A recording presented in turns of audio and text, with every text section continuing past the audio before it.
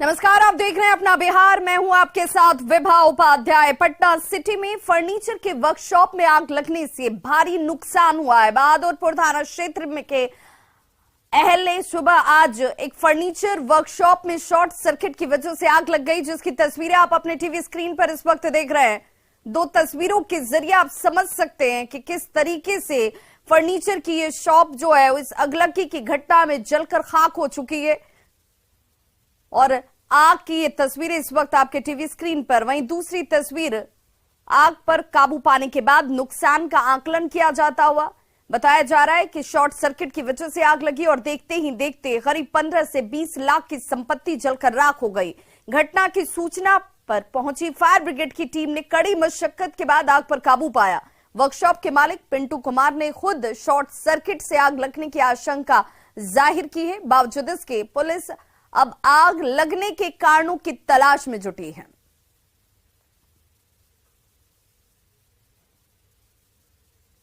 Short circuit से आग लगी है।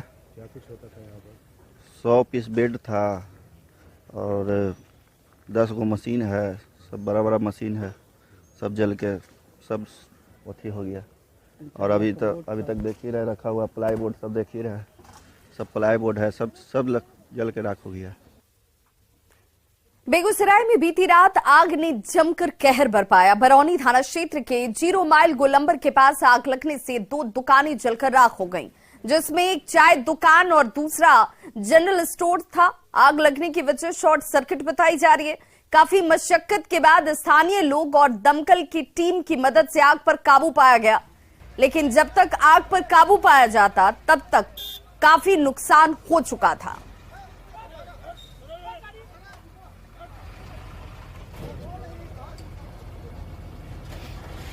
राजधानी पटना के खुशरूपुर में एक युवक की हत्या कर दी गई, जिसके बाद लोगों ने सड़क जाम कर जमकर हंगामा किया। मामला मालपुर गांव का है, जहां पर आपसी रंजिश में बीती रात अपराधियों ने युवक को गोली मार दी और उसे इलाज के लिए पीएमसीएच में भर्ती कराया गया, जहां उसकी मौत हो जाती है। घटना से गुस्साए लोगों ने हिमजापुर के पास शव को सड़क पर रखकर 4 लेन को घंटों जाम कर दिया, जिससे यातायात व्यवस्था बुरी तरह से यहां पर बाधित हो गई। मौके पर पहुंचे सिटी एसटीओ फतुहा डीएसपी ने लोगों को समझा बुझाकर मामला शांत कराया है, जिसके बाद 4 लेन पर परिचालन सामान्य हो पाया। फतुहा डीएसपी राजेश कुमार माझी ने दोषियों के खिलाफ कठोर कार्रवाई का भरोसा दिया। एक्सक्लूसिव तस्वीरें इस वक्त आप टीवी स्क्रीन पर देख रहे हैं, जहां पर आक्रोशित लोगों की तरफ से जाम किया गया था और यातायात उस दौरान काफी देर तक बाधित रही। जी सर, हमारा बच्चा 3 आदमी से हम यहाँ पचरुखिया के निमंत्रण कल था जी। भोज के भोज खाकर जा रहा था और उन लोग पहले ही से दंगा कर रहा था। देवी थान से पश्चिम उसका अपना घर के सामने जब गया ना, उसको घर के सामने जी वो कोठे पर से गोली मार दिया है जी। हमारा बच्चा के लग गया है कि वही आँख। क्या नाम है बच्चा का? राम प्रताप। जानकारी मिली है, हम लोग रात में भी आए थे और बड़ी भारी घटना हुई है। प्राथमिकी भी दर्ज करने की कार्रवाई की जा रही है और जो भी उसमें नामजद अभियुक्त बनेंगे या जो भी इसमें सम्मिलित रहेंगे उसकी गिरफ्तारी हम लोग करेंगे। दुखद घटना हुई है, इसको लेकर के जो लोगों के बीच में जो इस तरह की बातें आई हैं उसके ऊपर भी छानबीन किया जा रहा है और जो दोषी होंगे उन पर कार्रवाई भी होगी। फिलहाल जो मृतक हैं उनको जो पारिवारिक सहायता हो सकती है उसको लेकर के स्थानीय मुखिया भी हैं। समस्तीपुर में मारपीट का वीडियो सोशल मीडिया पर तेजी से वायरल हो रहा है। वीडियो में साफ दिख रहा है कि 2 पक्षों के बीच जमकर मारपीट हो रही है, जिसमें एक पक्ष लाठी डंडे से दूसरे पक्ष के लोगों की पिटाई कर रहा है। मामला भूमि विवाद से जुड़ा हुआ बताया जाता है। मुफस्सिल थाना क्षेत्र के पोखरैया गांव का ये वीडियो 1 सप्ताह पहले का कहा जा रहा है। हालांकि न्यूज 18 इस वायरल वीडियो की पुष्टि नहीं करता।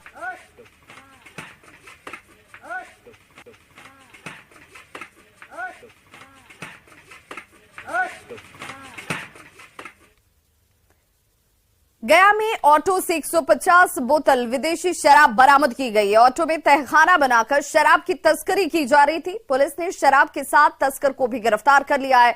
बताया जा रहा है कि शराब तस्कर ने पुलिस को चकमा देने के लिए ऑटो में किसी भी यात्री को बैठाया नहीं था और ऑटो के पायदान के नीचे तहखाना बनाकर शराब की तस्करी कर रहा था।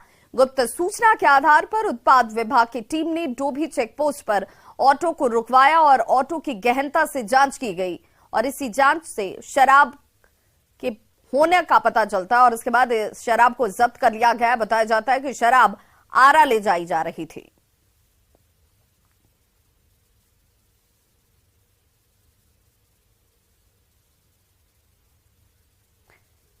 सियासी दलों के लोग शराबबंदी कानून को खत्म करने की मांग कर रहे हैं, लेकिन पटना की महिलाएं शराबबंदी के समर्थन में सड़कों पर उतर आईं। महिलाओं ने सिर पर पट्टी बांधकर हाथों में बैनर लेकर शराब माफिया होश में आओ के नारे लगाए। महिलाओं ने गांधी मैदान से वीर कुंवर सिंह पार्क तक मार्च निकाला। मार्च का जायजा लिया न्यूज़ 18 संवाददाता आनंद अमृतराज ने। तो ये वो तस्वीर है जहां पर एक तरफ विपक्ष शराबबंदी को लेकर सवाल खड़े कर रहा है कि शराबबंदी जमीन पर सफल होती नजर नहीं आ रही, इसे समीक्षा करने की जरूरत है। वहीं दूसरी तरफ महिलाएं जिनकी मांग को सुनकर मुख्यमंत्री नीतीश कुमार ने शराबबंदी लागू की थी, वो महिलाएं सड़कों पर आज उतरी। महिलाओं का कहना है कि शराबबंदी जो है वो उचित फैसला है। शराब माफियाओं को होश में लाने की जरूरत है, उनको आगाह और कहीं ना कहीं सीधे तौर पर चेतावनी मार्च के जरिए ये महिलाएं जो हैं वो चुनौती देती नजर आई। तो नीतीश कुमार ने 2016 में शराबबंदी का फैसला लागू किया था और उसके बाद कई सारे सवाल भी खड़े हुए थे, उनके विरोधियों ने सवाल खड़े किए थे, लेकिन आज पटना की सड़कों पे बड़ी संख्या में महिलाएं शराबबंदी के समर्थन में उतर चुकी हैं और इस वक्त नशा मुक्ति अभियान और शराबबंदी का फैसला पूरी तरीके से सही है, ऐसे ऐसे बैनर लगाकर वो सड़क पे उतरी हुई हैं और जो महिलाएं हैं बड़ी संख्या में मार्च कर रही है पटना के सड़कों पे, यानी कि नीतीश कुमार को वो समर्थन करती दिख रही हैं और तरह तरह से स्लोगन भी आ रहे हैं। मैम, इस तरह के मार्च का क्या मतलब है? ये हम लोग जो बिहार ड्राई राज है उसके सपोर्ट में हम लोग हैं और हम लोग चाहते हैं कि जो भी महिला हैं पहले सबसे पहले अपने घर को ही से ये करेंगी तो सब कोई आगे बढ़ेगा, क्योंकि घर तो सबके लिए प्यारा है। चेतावनी मार्च इसका नाम क्यों दिया गया है? चेतावनी इसलिए क्योंकि इसके आगे भी चेतावनी उन लोगों के लिए जो शराब चाहते हैं कि हमारा बिहार जो नशा मुक्त है उसमें शराब चालू हो, उन लोग के लिए चेतावनी है, उन पीने वालों के लिए चेतावनी है। तो महिलाएं हैं, उन्होंने एक तरह से चेतावनी दी कि भाई जब शराबबंदी का फैसला लागू हो गया है तो हम घर से लेके बाहर तक जब तक महिलाएं अलर्ट नहीं होगी तब तक ये ठीक से लागू नहीं होगा और उन्होंने चेतावनी भी दिया है और इसी मार्च का नाम भी उन्होंने चेतावनी मार्च दिया है। और एक बार फिर से जब शराबबंदी को लेकर उनके विरोधी उन पर हमला बोल रहे हैं, पटना के सड़कों पर महिलाएं चेतावनी मार्च के रूप में सड़क पर उतर गई है और जबरदस्त नारेबाजी कर रही है और उन्होंने साफ साफ कह दिया है कि किसी भी कीमत पर शराबबंदी का फैसला वापस नहीं होना चाहिए होगी। कैमरामैन दीपक के साथ आनंद अमृतराज, न्यूज़ 18 नेटवर्क, पटना। तो पटना के गर्दनीबाग थाना क्षेत्र के अनीसाबाद पुलिस कॉलोनी में IIFL गोल्ड फाइनेंस से लूट मामले का पुलिस को अहम जानकारी मिली। इस मामले को लेकर के पुलिस लगातार जानकारी जुटाने की कोशिश कर रही थी, जिसमें बड़ी सफलता उन्हें मिली है। पुलिस ने लूटकांड में शामिल 2 अपराधियों की पहचान कर ली है। 3 जून 2022 को फाइनेंस कंपनी से करीब 5 करोड़ 34 लाख का सोना सहित 10 लाख रुपए कैश लूटे गए थे। पुलिस ने 7 महीने के बाद इस लूटकांड में शामिल 2 अपराधियों की पहचान कर ली है। पंकज कुमार गोरखपुर का जबकि रवि कुमार मऊ का रहने वाला है। पुलिस ने इन दोनों के खिलाफ कोर्ट से इश्तेहार ले लिया है। इश्तेहार के बावजूद ये दोनों हाजिर नहीं होते हैं तो उनके खिलाफ आगे कानूनी कार्रवाई की जाएगी। इस वक्त हम गर्दनीबाग थाना क्षेत्र के अनीसाबाद इलाके में हैं और यहीं पर पिछले जून महीने में यानी जून 2022 में डकैती की एक भीषण घटना हुई थी। IIFL जो फाइनेंस लिमिटेड है, ठीक हमारे ऊपर ये ऑफिस है IIFL फाइनेंस लिमिटेड, और यहाँ पर अपराधियों ने डकैती की घटना को अंजाम देकर तकरीबन 5 करोड़ 34 लाख रुपए की सोने की लूट कर ली थी। इसके अलावा 9,84,000 रुपए कैश लूट लिए थे। इस घटना के तकरीबन 6-7 महीने बीत जाने के बाद अब पुलिस को इस बात की जानकारी मिली है कि इस लूटकांड की घटना को अंजाम देने वाले अपराधी यूपी के रहने वाले हैं। पुलिस ने इस मामले में यूपी के मऊ और गोरखपुर जिले के रहने वाले 2 अपराधियों की पहचान की है। 4 में से इन 2 अपराधियों के नाम पंकज कुमार और रवि कुमार हैं और इन दोनों के खिलाफ पटना पुलिस ने कोर्ट से इस्तेहार ले लिया है। साथ ही पंकज के गोरखपुर के जूही बाजार के गोलरिया और रवि के मऊ के बाजाला के सियराही गांव स्थित घर पर इस्तेहार चिपका दिया गया है। अगर इसके बावजूद ये दोनों हाजिर नहीं होते हैं तो उनके घर की कुर्की जब्ती के लिए पटना पुलिस कार्रवाई करेगी। इसके अलावा जो 2 अन्य अपराधी हैं उनकी पहचान नहीं हो सकी है, लेकिन निश्चित तौर पर लंबे अरसे के बाद ही सही तकरीबन 6-7 महीने के बाद पुलिस को इस घटना के बारे में कई क्लू मिले हैं। हालांकि गोल्ड रिकवर नहीं किया जा सका है। जो 5 करोड़ 84 लाख रुपए का गोल्ड जो है वो लूट लिया गया, उसके बारे में पटना पुलिस को कोई जानकारी नहीं है। जब तक इन दोनों से पटना पुलिस पूछताछ नहीं करेगी तब तक बाकी के अपराधी भी पुलिस की गिरफ्त से दूर रहेंगे, उनके बारे में जानकारी नहीं हो पाएगी। लेकिन पटना के एसएसपी मानवजीत सिंह ढिल्लों ने कहा कि जिन 2 अपराधियों की पहचान हुई है उनको जल्द से जल्द पटना पुलिस गिरफ्तार करेगी या रिमांड पर लेकर उनसे पूछताछ करेगी, ताकि बाकी के अभी हाल ही में इसमें से एक अपराधी को एक नाबालिग के साथ दुष्कर्म के आरोप में पकड़ा गया था, लेकिन जमानत पर वो रिहा हो चुका है। एक बड़ा चैलेंज था जिस पर 7 महीने के बाद पुलिस करीब अब अनुसंधान करते हुए खुलासे के करीब पहुंच गई। देखना होगा ये अपराधी कब तक कानूनी शिकंजे में आते हैं और जो गोल्ड लूटे गए हैं वो पटना पुलिस के लिए बरामदगी के लिए कब तक उसके लिए सफल हो पाती है। कैमरा पर्सन दीपक के साथ संजय कुमार, न्यूज़ 18 पटना। बांका के शंभूगंज में कतरनी धान की चोरी का मामला सामने आया। किसान कतरनी धान की फसल तैयार कर घर ले जाने की तैयारी में था, लेकिन चोर ने किसान के खेत से ही 83 बोरा धान की चोरी कर ली। चोरी के धान की कीमत करीब 2 लाख रुपए बताई जा रही है। किसान ने शंभूगंज थाने में इसे लेकर शिकायत भी दर्ज कराई, लेकिन 1 सप्ताह गुजरने के बावजूद अब तक पुलिस चोरों तक पहुंच नहीं पाई है। कतरनी धान अपनी खुशबू यानी कि अरोमा के लिए पूरी दुनिया में विख्यात है। लागत ज्यादा आने की वजह से कम किसान इसकी खेती करते हैं और ऐसे में खेत से 2 लाख के धान की चोरी के बाद किसान को एक बड़ा झटका लगा है और किसान परेशान है। समस्या मेरे साथ 64 मन 10 केजी धान था 83 बोरा में खमार पर रखा हुआ। उसमें से 12 सवा 12 बजे 12:30 बजे रात तक हम थे, पटवन भी कर रहे थे और धान भी था, तो दोनों काम हमारा हो रहा। कितने तारीख की घटना है ये? 31 तारीख के रात में हुआ है। इसी खमार पे धान था आपका? इसी खमार पर, इसी जगह था। बांका में अपहरण कर पशु व्यवसायी की हत्या का सनसनीखेज मामला सामने आया। घटना बेलहर थाना क्षेत्र के बगसवा जंगल और जमुई के लक्ष्मीपुर जंगली क्षेत्र का है। बताया जा रहा है कि मोहम्मद आमिर खस्सी खरीदने के लिए आकाश हांसदा के पास बगधसवा गया हुआ था और दोनों वहां से जंगल की तरफ गए, लेकिन 2 दिनों तक वापस नहीं लौटे। बाद में मोहम्मद आमिर के ही मोबाइल से उसके घर 10 लाख की फिरौती की मांग की जाती है। परेशान घर वालों ने जंगल में उसे ढूंढने की कोशिश की तो पहले उसकी बाइक मिली और फिर उसका शव बरामद किया गया है।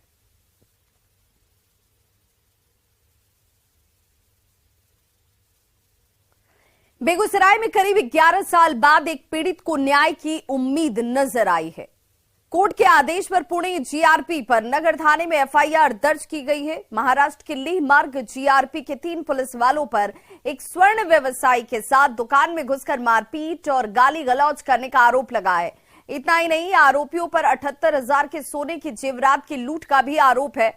मामले में पीड़ित ने साल 2012 में सीजेएम कोर्ट में आवेदन देकर न्याय की गुहार लगाई थी। शहर के सब्जी मार्केट स्थित श्री कृष्णा ज्वेलर्स के ऑनर सुनील कुमार पोद्दार ने पुणे जीआरपी पुलिस के खिलाफ वर्ष 2012 में सीजेएम में शिकायत दर्ज कराई। उन्होंने आरोप लगाया था कि पुणे जीआरपी की पुलिस ग्राहक बनकर आई थी दुकान में और सोने की जेवरात का जो पैकेट था उसे लेकर चलने लगी। दुकानदार ने जब कीमत उसकी मांगी तो उसने पुलिस होने का धौंस जमाया और उसके साथ गाली गलौज कर मारपीट की गई। एफआईआर में पुणे थाने के लेह मार्ग जीआरपी के तत्कालीन थाना अध्यक्ष महेंद्र एम रोकड़े, दारोगा महेंद्र बागरे और सिपाही इम्तियाज आपटे के नाम हैं। मोट कंपनी एलिगेशन लगा रहा था कि तुम मतलब चोरी का माल मैंने खरीदा है। जबकि कोई सा बात नहीं था। इसको मेन हमको ज़मीनी विवाद था हमारे गोतिया से, और ज़मीनी विवाद के कारण ही हमारे पिताजी भी उसमें क्या कहते हैं सना दिए थे 2004 में कोर्ट में। उसके बाद जाके वो पुलिस बार बार उसके चोर के थी को मतलब सेना मैंने कहने को बार बार हमको तंग कर रहा था। और 2 बार 2011 में आया, 2012 में, लेकिन हम पर कोई केस दर्ज नहीं किया। उसको सिर्फ पैसा चाहिए था, वो पैसा चाहिए। कहाँ की पुलिस? वो पुणे पुलिस, रेल की पुलिस थी, और यहाँ आता था कहता था हम मतलब क्राइम ब्रांच से आए। ये मामला कोर्ट कंप्लेंट के आधार पे, कोर्ट के आदेश पे बेगूसराय पुलिस ने, मुंबई पुलिस की एक टीम आई थी कुछ दिनों पहले यहाँ पे रेड करने, अनुसंधान करने। उसी में कुछ प्रोसीजरल लैप्स के चलते कोर्ट का एक आदेश आया, और उसी आदेश के आधार पर जो टीम आई थी मुंबई पुलिस की, उन पर FIR दर्ज की गई है और इस मामले की अभी जांच की जा रही है। और अब बात डिप्टी सीएम तेजस्वी यादव की, जिनका एक वीडियो सोशल मीडिया पर तेजी से वायरल हो रहा है, जिसमें वे नेट पर पसीना बहाते हुए नजर आ रहे हैं। देखिए इस वक्त आपके टीवी स्क्रीन पर वही वीडियो जिसमें खुद तेजस्वी यादव ने अपने ट्विटर अकाउंट पर शेयर किया है, जिसे यूजर्स बेहद पसंद कर रहे हैं। वीडियो में देखा जा सकता है कि तेजस्वी यादव नेट प्रैक्टिस कर रहे हैं और इस दौरान वे पैरों में पैड बांधकर बल्लेबाजी करते हुए भी नजर आ रहे हैं। इस दौरान उन्होंने बॉलर के छक्के छुड़ा दिए, चौके पर चौका जड़े जा रहे थे। दरअसल क्रिकेट के मैदान से सियासत के सिंहासन तक का सफर करने वाले बिहार के डिप्टी सीएम तेजस्वी यादव का क्रिकेट के प्रति मोह अभी भी कम नहीं हुआ है। गाए बगाए जब भी उन्हें वक्त मिलता है वो इस तरह से प्रैक्टिस करते हुए नजर आते हैं, और यही वजह है कि इस तरह की तस्वीरें जो हैं उनकी सामने आती हैं। और क्रिकेट का बल्ला थामकर वो चौके छक्के लगाने का कोई मौका चूकते नहीं है। इससे पहले भी कई बार तेजस्वी यादव ने क्रिकेट खेलते हुए वीडियो शेयर किया था, जिसे लोगों ने बेहद पसंद किया। यूं कह सकते हैं कि डिप्टी सीएम तेजस्वी यादव सियासत के मैदान और खेल के मैदान में चौके छक्के लगाते हैं, जिसे देखकर विरोधियों के होश उड़ जाते हैं।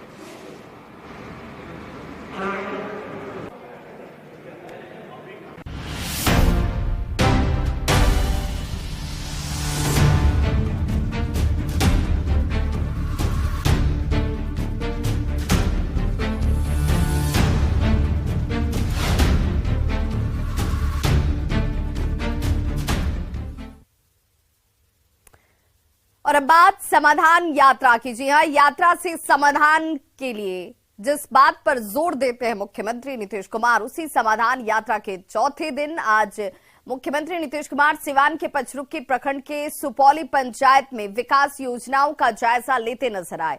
इसके बाद वो हरपुरवा पंचायत के सुनबरसा गांव भी गए, जहां उन्होंने विकास की कई योजनाओं को करीब से देखा और एक मदरसे में उन्होंने छात्रों से उनके प्रोजेक्ट के बारे में बातचीत की। उन तस्वीरों को देखकर समझते हुए नजर आए। छात्रों से मिलकर सीएम बेहद खुश नजर आए।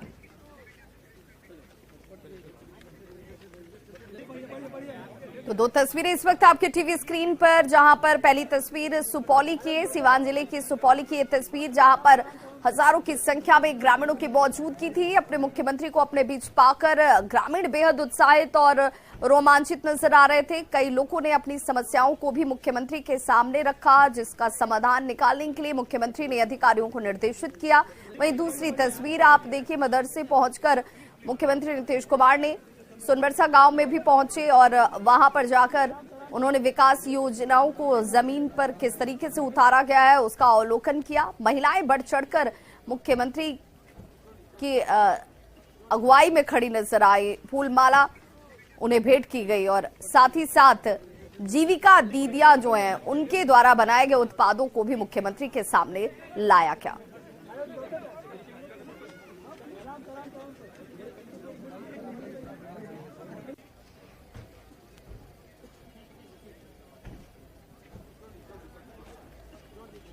तो सीएम की समाधान यात्रा का चौथा दिन जो सिवान जिले में था, सिवान जिले के सुपौली गांव और हरपुरवा पंचायत की तस्वीर आप इस वक्त, जिसके सोनबरसा गांव में मुख्यमंत्री पहुंचे हुए थे।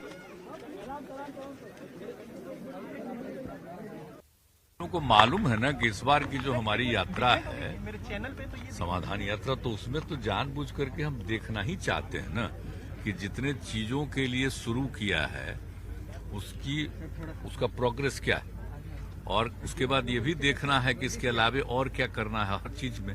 तो हम मदरसा का भी काम शुरू करवाए। तो आपको मालूम है कि पहले मदरसा किसी को मिलता था तनख्वाह, बोलिए ना। तो हम लोगों ने तो सब कुछ किया और कहा कि मदरसा की भी स्थिति करेंगे, उनका जहां पर भी उसको आगे और बढ़ाना होगा। अब पढ़ाई का जैसे जो पढ़ाते थे जितना, उससे ज्यादा और सब चीज भी पढ़ाएं, साइंस के बारे में, एक एक चीज के बारे में। हाँ, तो हर चीज के बारे में जो बताया गया तो उसी हिसाब से कर रहे थे, हमको अच्छा लगा। अब इसका ये लोग चाहते हैं कि मदरसा को अब आगे बढ़ा करके एक्सपेंशन करने के लिए तो भी करवा देंगे। समाधान यात्रा में सीएम के साथ जल संसाधन मंत्री संजय झा भी मौजूद रहे। मैं देख रहा था, अभी यहाँ भी देखे कि साइंस और का पढ़ाई या बच्चों में जितना इंतजाम, जो मॉडल वॉडल बनाया हुआ है, और इससे पहले जो पंचायत में पूरा घूमे हैं, चाहे जीविका हो चाहे अन्य लोग जितने हो, धान के अधिप्राप्ति से लेके सारा विषय, अब एक साथ इतने लोग अपनी बात रखते हैं, उनका डिस्प्ले रहता है।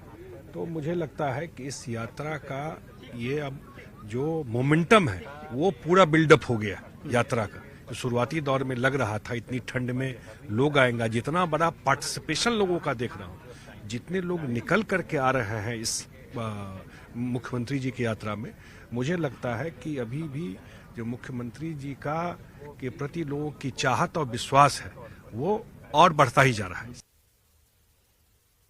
ठंड का असर पटना के इको पार्क में भी साफ तौर पर देखा जा रहा है। यहां आम दिनों में लोगों की भीड़ रहती है, वहीं ठंड की वजह से सन्नाटा पसरा हुआ। इको पार्क का जायजा लिया न्यूज़ 18 संवाददाता विनीता मिश्रा ने। राजधानी वाटिका यानी इको पार्क में भी ठंड का कहर देखने को मिल रहा है।